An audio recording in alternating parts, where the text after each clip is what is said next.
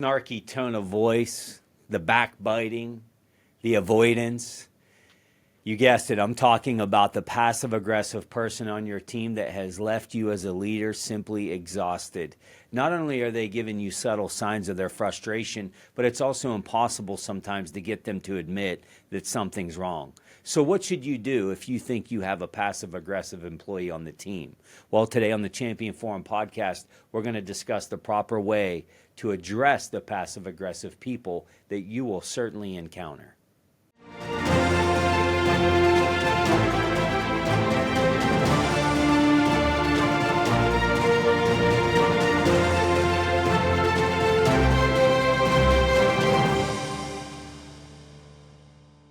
Welcome back to the show, everyone. Jeff Hancher here, and I am on a mission to help everyone lead, inspire, and win in this life. Have you ever led someone that rather than talking openly to you, they'll just find indirect ways to show how they really feel? They're not coming at you and telling you exactly how they feel, but they'll find this end-around way to try to send a message to you. It's almost encrypted at times, it feels. If so, we can both agree that this type of person can suck the life right out of a leader. And before we dive into some ways to address this behavior, I think it's important that we're on the same page regarding some of these attributes of passive-aggressive people. Even if you have high emotional intelligence, you can never be sure of how someone feels unless you're actually talking to them or unless you're asking them how they feel.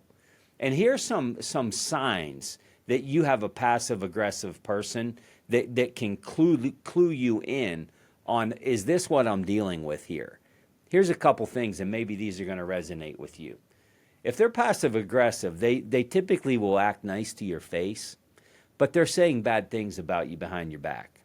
They tell you one thing with their words, but their tone of voice, their facial expressions, gestures, they all tell a much different story. They block your efforts. They undermine your work. They deny that anything is wrong when you do confront them about it.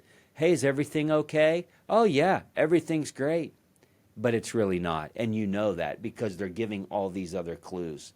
These are the people that usually use a lot of heavy sarcasm. They might even be the gossip of the team. Do any of these factors line up with anyone on your team? I hope not.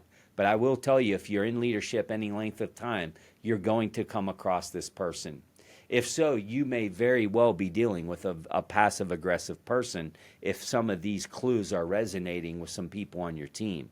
But take heart. I have dealt with countless passive-aggressive people, and I have some thoughts, I have some tips that I'm going to share with you on the episode today. The first thing that I would tell you as a piece of advice is don't play into passive-aggressive behavior.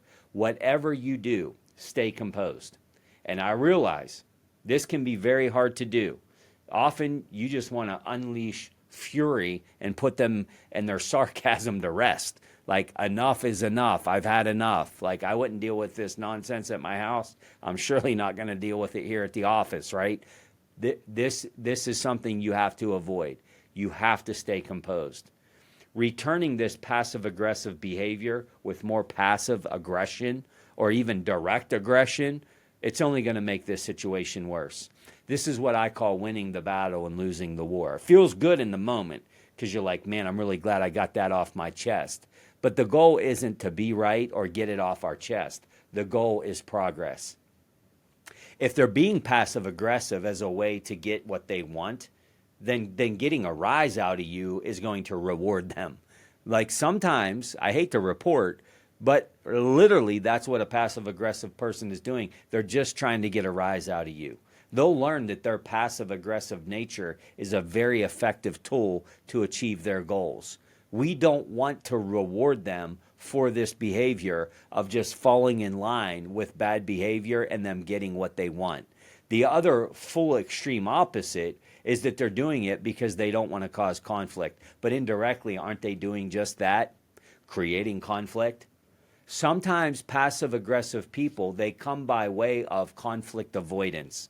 So instead of just telling you the issue, I'm going to go all the way around it. I'm going to sigh. I'm going to eye roll. I'm going to do all of these other things. I'm never going to come right at it. And you get the big sigh and the big eye roll.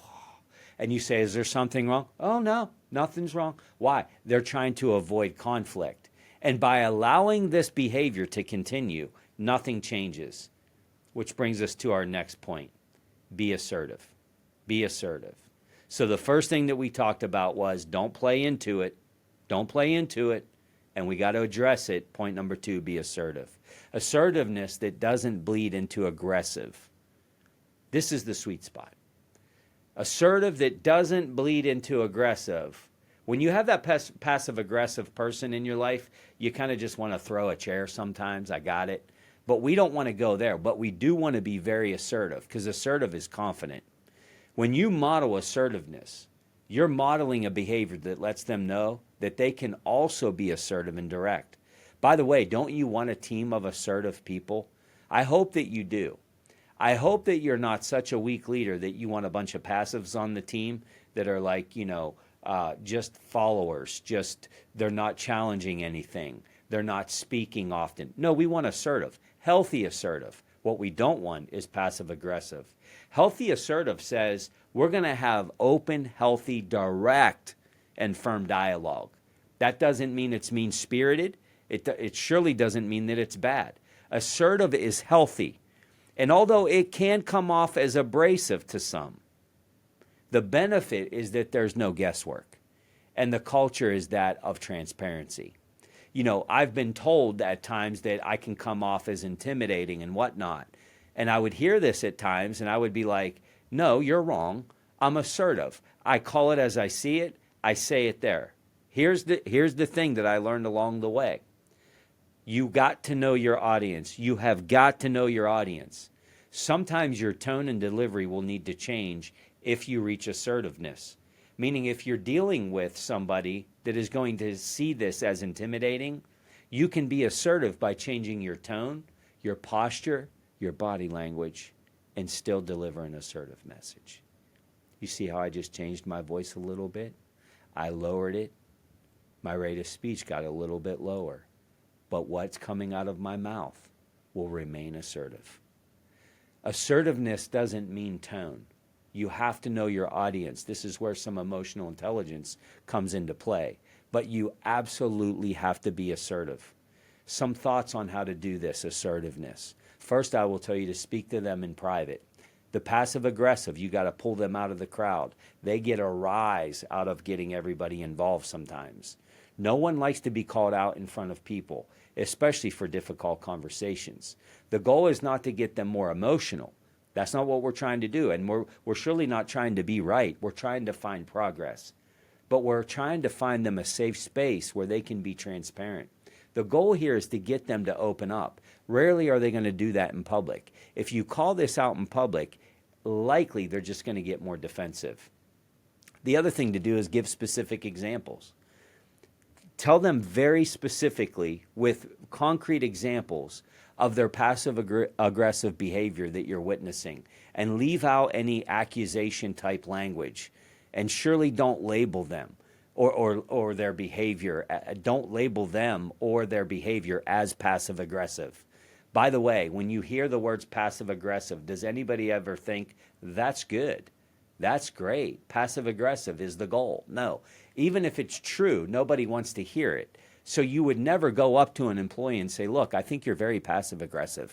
Don't say that. You're already starting out on a bad foot. That term is only going to put them on the defensive.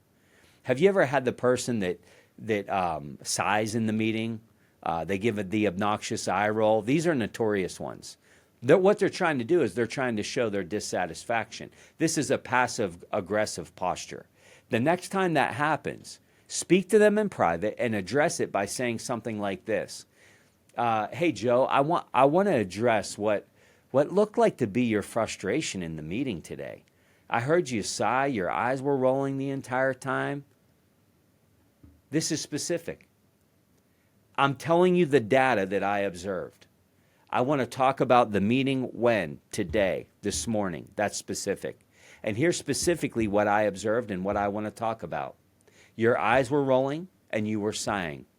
It's critical that you give accurate feedback and be very careful about the language that you use. For instance, instead of complaining that someone is always late, you'll want to point out the exact times they arrived and give them an opportunity to explain why. You don't want to just say you're always late. Isn't that labeling? Always late? I've been here 15 years and I'm always late.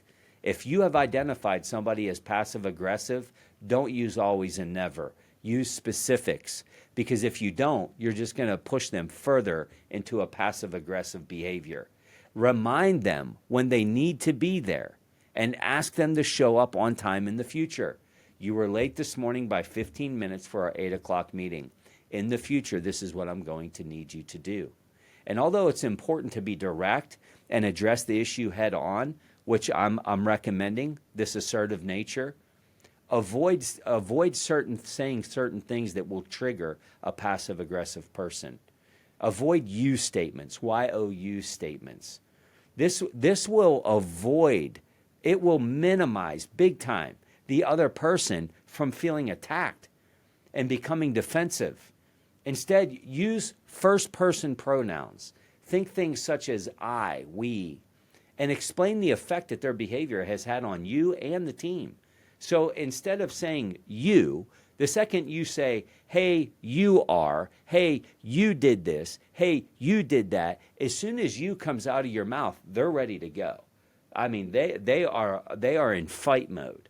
So use statements such as I and we. This is going to soften this a little bit, but help you remain assertive. For instance, you might say, I noticed that the report was 2 days late, instead of saying something like, you failed to meet the deadline. When you say to a passive aggressive, you failed to meet the deadline, you're just asking for more passive aggressive. When you go with an I statement, I noticed that the report was 2 days late. Now you're just presenting data. Doing this will make it less likely that they're going to get defensive or go deeper with their passive aggressive ways. The other thing to think about is to ask them direct questions. Asking direct questions really opens up communication. Give them an opportunity to explain their behavior and tell you any thoughts they might have. One of the questions I like in this type of scenario is, what were you trying to accomplish by doing that? It's just a question. It's just a question. So here comes the eye rolls. Here comes the sighs. You have them in a private meeting away from the team, and you address what happened. This is what I noticed in the meeting, and you follow it up with this question. What were you trying to accomplish by doing that? It's possible that they're going to deny that something's wrong at first. Give them time. Give them time to talk about it. What were you trying to accomplish by doing that? Let them think. Don't just go in there assumptive, and by the way, sharing your feelings and getting emotional. Just ask them the question. What were you trying to accomplish by sighing loudly in front of the whole team and eye rolling whenever I was trying to get out a new point for this team and this initiative? Now this gives them a chance to reflect and think about what type of behavior that they're presenting on the team. This allows you to uncover their real intention. This enables you to draw attention to the gap between intent and impact. The impact was horrible, but what was their intent? What we're trying to really do is get them to talk about their intent. Why? Well, because when we know their intent, then we can start giving correction, hopefully to help them get better. This enables you to draw this gap between intent and impact. A conversation that clarifies intent versus impact, it builds trust, it builds understanding, and end the conversation by letting them know that you welcome direct communication. You love the style of direct communication, and you want to hear their real feelings. When they have a safe place to do that, they may, just likely, become less passive-aggressive and start leaning into becoming more assertive. You could say something like, hey, Joe, I'm really glad that we were able to have an open conversation about this. It helps me so much when I hear feedback. I want you to know that my door is always open. If you ever have feedback, even if it's negative, please let me know. We're a team, and your opinion absolutely matters to me. Now I'm opening this up. And then the next thing is to set very clear expectations and hold them accountable. This is big. We talk about this in our performance management workshop as a staple of that training. If they deflect your feedback, for example, by saying, hey, boss, your standards are too high, or I didn't realize what your expectations were, or the notorious, I thought you meant, they're likely trying to divert attention away from themselves, which, look, that's human nature, isn't it? We're probably guilty of that ourselves at times.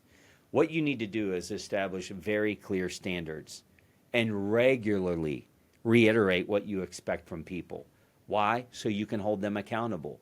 Clear, reasonable expectations earn you the right as a leader to hold people accountable. It's also very important to explain that their negative behavior is not going to be tolerated, and ensure that they understand the consequences of what exactly is going to happen if this were to continue. Doing this will make future tough conversations a little bit easier. So many leaders have feedback avoidance or accountability avoidance. Why? Who wants to go in and hold a passive-aggressive person accountable? That's never a fun meeting, right? So you want to set the table very clear after this initial first discussion that's also tough, to let them know this is the reset expectation. This is what I need from you. And in the future, if this were to continue, this would be the result of accountability. When possible, recap the discussion in writing. Very important. This could be in a formal disciplinary form, if need be, or it can even be an email recap of what was talked about. That way, there's no confusion of, I thought this is what you meant. I thought this is what was understood. No, it's in writing. I verbalized it. I followed it up. And it's not to demean people, but look, a lot can happen.